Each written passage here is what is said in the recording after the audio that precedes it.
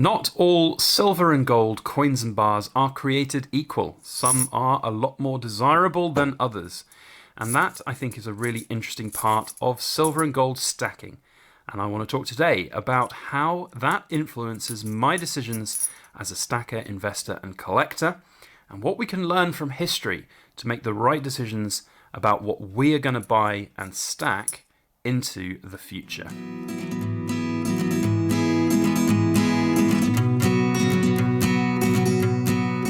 Hello everybody, Backyard Bullion here, and a warm welcome to you all joining me for this week's Precious Metal Ramble, where we shoot the breeze about all things shiny and gold and silver. Now, what was it that George Orwell once said? That not all pigs are created equal. And I think that's a very telling phrase for the world of gold and silver as well. We'll know about the discrepancy in price between gold versus silver, but also within the markets themselves. A silver eagle can be priced very differently to a generic silver round. Even sovereigns like these can vary from piece to piece with special editions or special years. So I think it's very interesting to examine that and how that influences me as a stacker, collector, investor of gold and silver, what I like, what I want to achieve with some of my coins. And also I think it's important to look back through recent history and really reflect on what actually is the better thing to buy, gold or silver. And whether you're brand new and looking to get your first bits or a seasoned stacker, I do hope that there's some insights in this video that you will enjoy. And if you do, don't forget to hit that thumbs up button as we go throughout the video, and also subscribe if you're not already subscribed. So, gold versus silver is where I want to start. Now, we all know, of course, that gold is more valuable than silver. It's rarer, certainly. It's more desirable. Is it? Well, it certainly has got that evidence behind it. Throughout history, wars have been fought over gold. It has certainly created empires, and it has also been the downfall of many as well, with that green-eyed envy that comes with gold. We humans certainly have attributed a significant amount of importance and value to this yellow metal out there in this world. And maybe from an alien's perspective looking down upon the earth, it's a little bit strange, but that's what we've evolved to do and look at in our sort of world and universe down here on this little earth.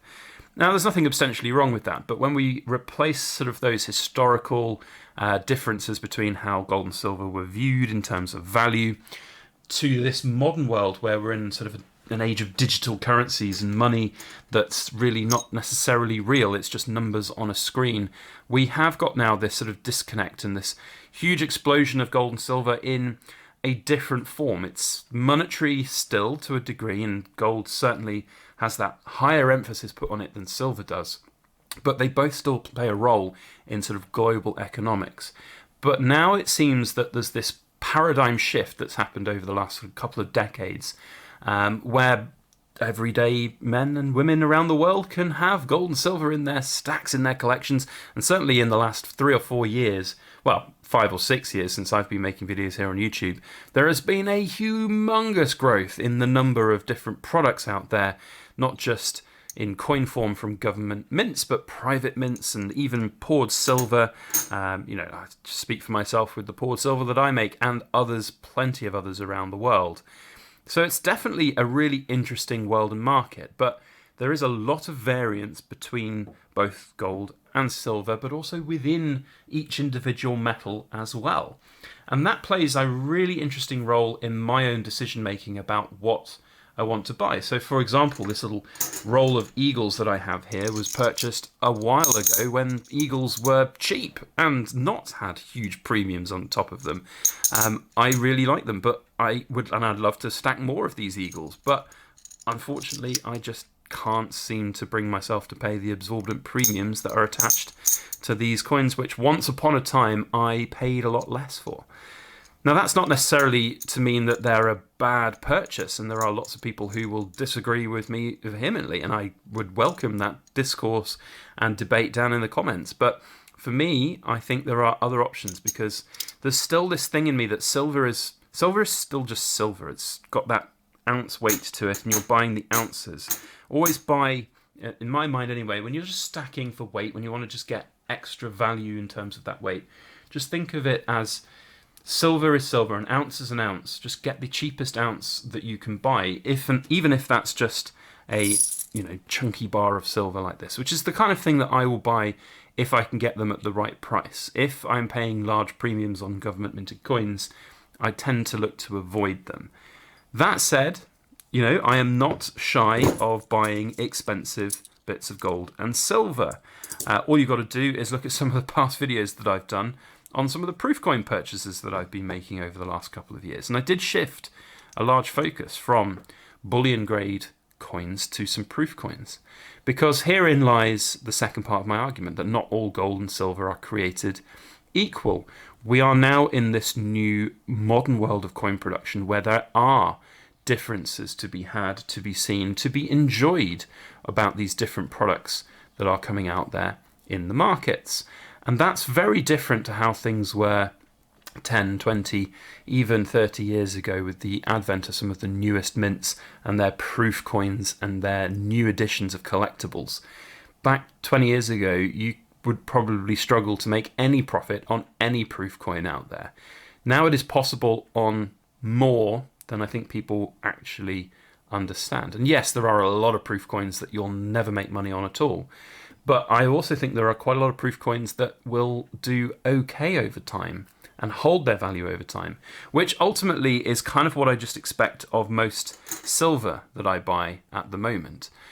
Silver has gone up, it's gone down, it's gone left, it's gone right, but there is still this withheld value in it that has not fundamentally shifted and changed. And it goes back to that ounce value that I attribute to it. And if you're looking at protecting wealth over a long period, and it's that kind of, you want to use it to recalibrate what your worth is after maybe a currency collapses, then it won't matter about the premiums that you've paid somewhat on this. Yes, you could argue you'd get more ounces if you bought different things, but an ounce is still an ounce. And at the other end, when the brown stuff has really hit the fan, it's, I think, going to be interesting to see where premiums lie. Will a collector pay more for an eagle? Will a collector pay more, for example, for a mint-era Britannia in a really brown poo hit the fan kind of way? Like how I said brown poo. When the poo hits the fan, I'm just trying not to swear here on YouTube. So it is interesting that we attribute value in different ways, but I think that's a modern phenomenon. There has certainly been coin collecting throughout history, and we've attributed value to different things throughout history. You've only got to look at things like the tulip markets of the Dutch economy back through history. I forget exactly what century it was, maybe the 1600s, I think. And you can see that market economics really can play a massive role in these, shifting values of various things. But ultimately, we still have this stuff protecting wealth. It's still got an ounce of silver in it. Now, if you want to really sort of delve down into why certain things are different, you've got to look at the economies around the world and see the different prices of currencies that we have. Because in some countries, gold and silver, when benchmarked against US dollars priced in your home currencies, will be very, very expensive. And if you hadn't bought them before that currency started changing in value, then you will see those high prices. And that's exactly what we're seeing here today in terms of the pound versus the dollar. Some of the gold and silver that I've purchased in my early days of stacking back in 2015, they have absolutely done exactly what I want them to do. They have really developed well in value. They have, I think, outstripped the value of inflation that's happened over that 5-6 year period. Some of the things that I've got in that stack have gone up by 70 or 80%. Some of the silver in that stack have actually doubled in value from what I paid for them. I remember buying some silver at £11 an ounce, and I can sell silver tomorrow for £22 an ounce without even breaking a sweat. So there is definitely some cash to be had from gold and silver over time. But what I think is really self-evident is if you're worried about the world's economies and your currency that you bank in and the money that's in that bank account, you might want to have a think about getting gold and silver. And one of the things that I have been asked more times than hot dinners is what kind of silver and gold should you buy? So with factoring everything in that I've talked about in this video, how does it influence my stacking, my goals, my way of thinking? Well, I have a hedge against everything. I have a little bit of everything. I have some basic bullion sovereigns. I have basic bullion coins, both in the forms of silver and gold. And I also have some premium stuff. I have some of the slightly harder to come by proof coins, or the slightly harder to come by bullion editions of various coins. You know, the ones that have 10, 15, 20,000 mintage. I think they're good. I think they have a place to play, or a role to play, in any stack of coins, whether gold or silver. I have poured silver from other creators out there around the world. I have purchased premium bits of gold, certainly, that are not proof coins, and hopefully in the next couple of weeks we'll be showing one of them, which is really exciting. But the point here is that in the worst case scenario, I've got that hedge. I've been splitting that stack accumulation through different avenues, and it really helps me feel secure with some of the decisions that I've made. If, for example, gold shoots the moon, I've got plenty of gold. If If silver shoots the moon, I've got plenty of silver. If the value of memorial proof sovereigns shoots the moon, I've got some of those. It's about hedging those bets, and that's what I like to think that I have experienced and learnt throughout my tenure stacking gold and silver. But it is down to each and every individual. Some of you out there might not be able to stomach paying £750 for a sovereign from the Royal Mint in a proof form, when you could just buy a bullion version for half that price, or maybe a touch above half. It's hard to stomach some of these prices up here at this lofty height, but I have faith that some of them will do well. Some of them might not, and that's fine too. But because I'm splitting that portfolio, splitting everything out there, I do think that there is room for a little bit of everything to work. And if some things don't work as well as others, if some things are not created as equal as others, then I'm not overly concerned. And I think that's more evident now than anything when you come to this, which is the Mint Era Britannia that we recently sold on eBay for £830 for a single coin. It far outstripped the first two auctions that we had, which ended at 501 and 568. And I think there's lessons to be learned here about this, that people do value things in different ways. And it's important to understand that just because you think it's overpriced doesn't mean that everyone else there in the world think it's overpriced. I think these are going to be really interesting coins throughout history, and some people attribute more value to simply that than the fact that they've had to part with some cash.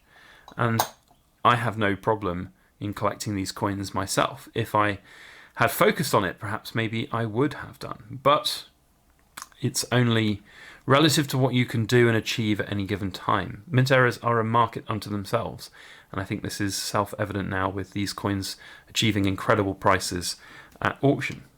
So, what do you think? What are your stacking strategies, and why do you think that not all gold and silver is created equal? It'd be great to hear from you down in that comment section. I do want to say a personal thank you to all of my backyard bullion ramblers who have watched to the end. You are officially cool and a member of the Cool Kids Club.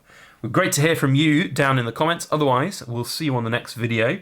As always, please make sure that you like, share, comment, and subscribe for more.